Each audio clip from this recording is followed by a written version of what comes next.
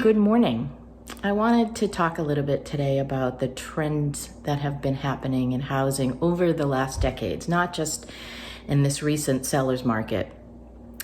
But if you recall back, I'm trying to, I'm dating myself here, going back to the 80s and 90s, houses were putting a lot of emphasis on first floor offices.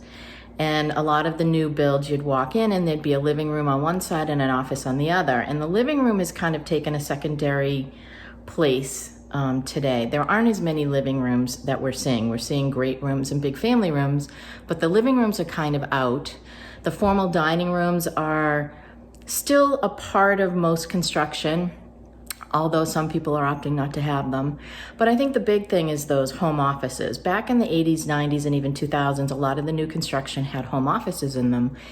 And that was because we had a lot of computer equipment. We had mainframes and big printers and laser jets and disk drives and storage that were all on disks and things like that. And you needed a big desk and a big office in order to store all of that information and equipment. However, that took a back seat, I want to say, in the early 2010s. And what we saw then was a conversion to less is more.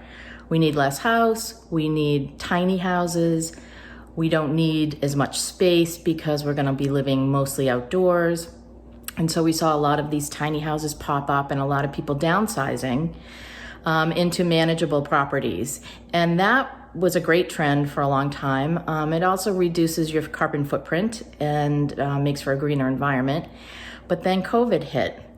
And in the 2020s, what we're finding is that people really miss that privacy, that office space. They're working from home. They want to have a space where they can go make a phone call, meet with people on Zoom, and not hear your partner or your next door neighbor on their phone doing their Zoom calls.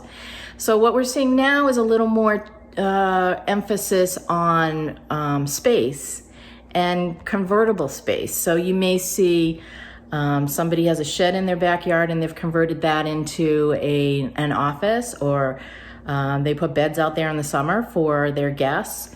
We're seeing things that can double as other spaces. So that's really important to have flex space in your home. So if you can manage when you're selling to create that flex space or make it appear like there's a flex space, it's going to be a huge seller. Have a great day, everybody.